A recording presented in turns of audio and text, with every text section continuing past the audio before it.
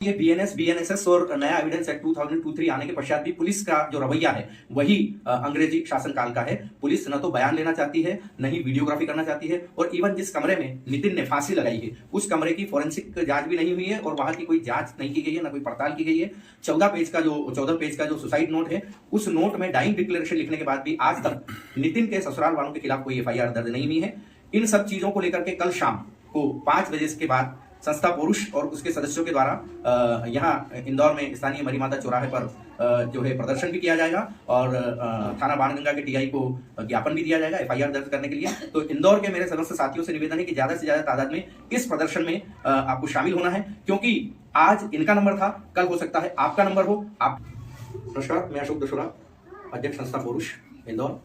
आज मैं, प्रदीप और शैलेश जो नितिन पाडियार हैं जिन्होंने कि अपने ससुराल वालों से तारीख होकर के आत्महत्या की है, 14 पेजेस का डाइंग डिक्लेरेशन सुसाइड नोट लिखा है, और आज घटना को तीसरा दिन है लेकिन अभी तक इनकी एफआईआर भी दर्ज नहीं हुई है। तो संस्था की तरफ से हम 3-4 लोग यहाँ पर मिलने के लिए आए हैं। ये मेरे साथ जो बैठे हुए हैं सूरज पाडियार हैं जो कि उनके बड़े भाई हैं। इन्होंने जो वहाँ पर लड़की के मायके का जो स्थान का क्या नाम है, कुचामन सिटी राजस्थान, वहाँ इनके खिलाफ झूठा 498 है, 125 और डिवोर्स का केस लड़की के द्वारा लगाया गया था, और वहाँ संबंधित थाने के टीआई ने इनको 3-4 बार बुलाया और इनके साथ में काफ़ी अभद्रता, मारपीट भी की। तो इस संदर्भ में मैं सूरज भाई से बात कर रहा हूँ। आप जब वहाँ थाने में पहुँचे तो आपके साथ क्या ट्रीटमेंट किया वहाँ की पुलिस ने? सर, बयान के लिए एक बार नहीं 3 से 4 बार बुलाया गया। पहली बार जी, तो यहाँ से वहाँ हम लोग तोड़ते रहे। उसके बाद जब आखिर में जाके जब बयान जिस दिन उन्होंने लिए, उस दिन उन्होंने पहले हम लोगों के साथ मारपीट की, टीआई साहब ने भी की, और थाने परिसर के अंदर की लड़की की माँ ने मम्मी को मारा और मेरे साथ भी मारपीट की, जिसके साक्ष्य हैं हमारे पास, गवाह है।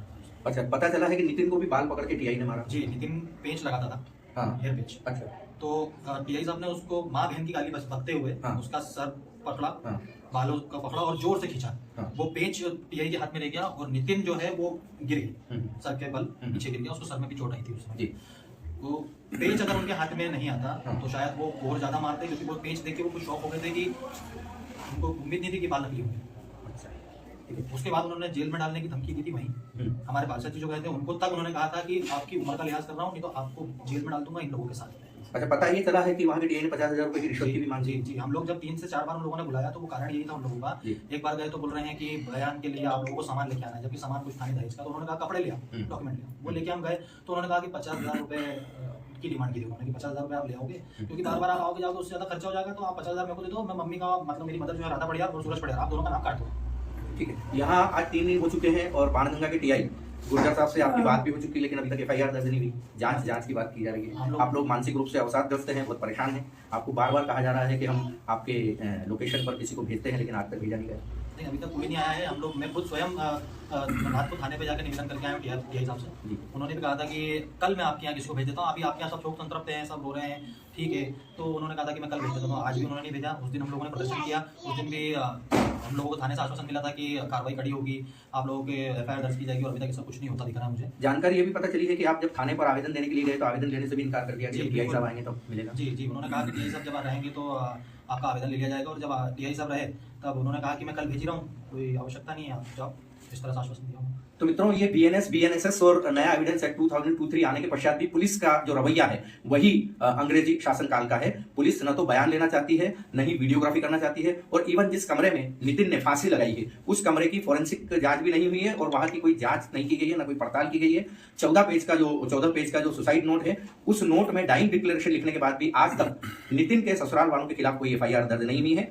इन सब चीजों को लेकर के कल शाम को 5 बजे के बाद संस्था पुरुष और उसके सदस्यों के द्वारा यहाँ इंदौर में स्थानीय मरीमाता चौराहे पर जो है प्रदर्शन भी किया जाएगा और थाना बाणगंगा के टीआई को ज्ञापन भी दिया जाएगा एफआईआर दर्ज करने के लिए। तो इंदौर के मेरे समस्त साथियों से निवेदन है कि ज्यादा से ज्यादा तादाद में इस प्रदर्शन में आपको शामिल होना है, क्योंकि आज इनका नंबर था, कल हो सकता है आपका नंबर हो, आपके बेटे का नंबर हो, आपके भांजे का नंबर हो, आपके भतीजे का नंबर हो, आपके भाई का नंबर हो। क्योंकि ये कहा गया है कि जलते घर को देखने वालों, फूस का छप्पर आपका है, आग के पीछे तेज हवा है, आगे मुकद्दर आपका है, मेरे कत्ल पर आप भी चुप थे, मेरा नंबर अब आया है, मेरे कत्ल पर आप भी चुप हैं, अगला नंबर आपका है। तो दोस्तों याद रखें, अगला नंबर आपका, आपके भाई का, आपके भतीजे का, आपके बेटे का ना हो, इसलिए नितिन की इस शहादत में ज्यादा से ज्यादा शिरकत करें, शामिल हो। कल शाम को 5 बजे यहाँ मरी माता चौराहे पर इकट्ठा हो। नमस्कार, धन्यवाद, जय हिंद, जय भारत।